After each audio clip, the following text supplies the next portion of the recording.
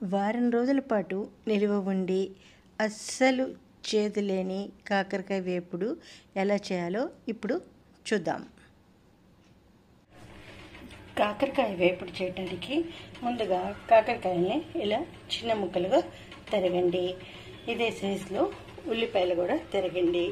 నేను అరకిలో కాకరకాయకి అరకిలో ఉల్లిపాయలు తీసుకున్నాను. ఒక చిన్న కప్పు వేరుశనగ గుళ్ళు తీసుకున్నాను. ముందుగా స్టవ్ మీద ప్యాన్ పెట్టి ఒక 4 స్పూన్లు ఆయిల్ వేసుకో. నూనె కాగిన తర్వాత ముందుగా ఇందులో వేరుశనగ గుళ్ళు వేసుకుని వేయించుకోవాలి. వేరుశనగ గుళ్ళని ఒక ప్లేట్లోకి తీసుకోండి. ఇదే నూనెలో తరిగి పెట్టుకున్న కాకరకాయ ముక్కల్ని వేసుకోండి. ఈ కాకరకాయ ముక్కల్ని బాగా దోరగా వేయించాలి. ఇది కొంచెం టైం ఎక్కువ పడుతుందండి. వారం రోజుల పాటు కూడా మనం నిల్వ ఉంచుకోవచ్చు. మీడియం ఫ్లేమ్లో ఎర్రగా వేయించండి.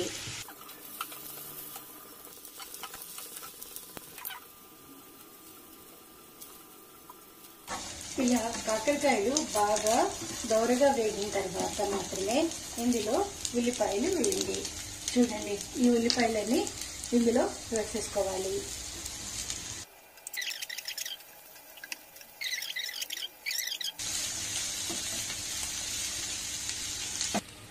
ఇవి వేగే లోపల దీంట్లో కావాల్సిన మసాలాని రెడీ చేసుకుందాము. వేయించి పెట్టిన ఈ వేరుశనగ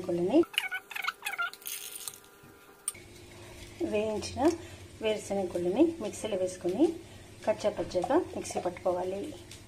ఇలా కచ్చాపచ్చాగా మిక్సీ పట్టుకోవాలి.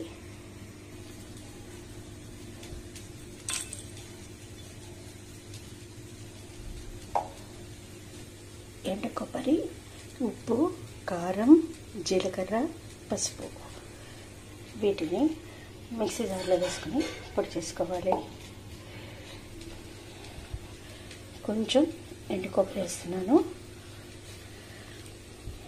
ఉప్పు, కారం, జీలకర్ర, పసుపు మిక్సీలో వేసి పొడి చేసుకుందాము. పొడి రెడీ అయిపోయింది. ఇప్పుడు దీన్ని మనం ఈ వేగిన కాకరకాయలో వేసేసేయాలి. చక్కగా కలపెట్టండి.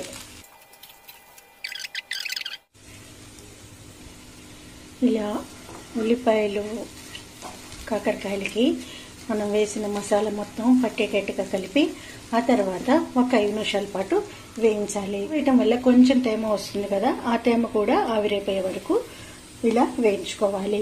ఇప్పుడు చివరిగా ఇందులో మనం కచ్చాపచ్చాగా చేసి పెట్టుకున్న ఈ వేరుశనగ పొడిని వేసేసుకోవాలి.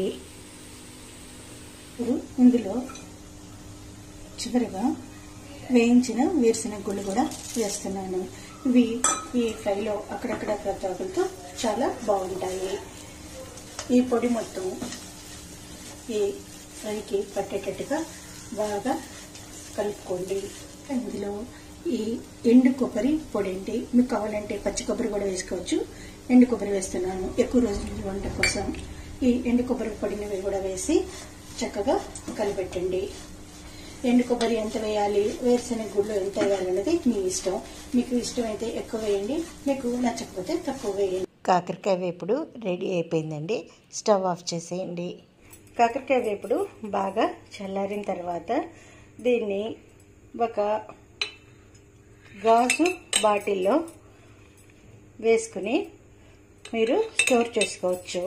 ఇది రూమ్ టెంపరేచర్లోనే మీకు 1 వీక్ వరకు నిల్వ ఉంటుంది. వారం రోజుల పాటు నిలువ ఉండి అస్సలు చేదు లేనటువంటి కాకరకాయ వేపుడు రెడీ అయిపోయిందండి.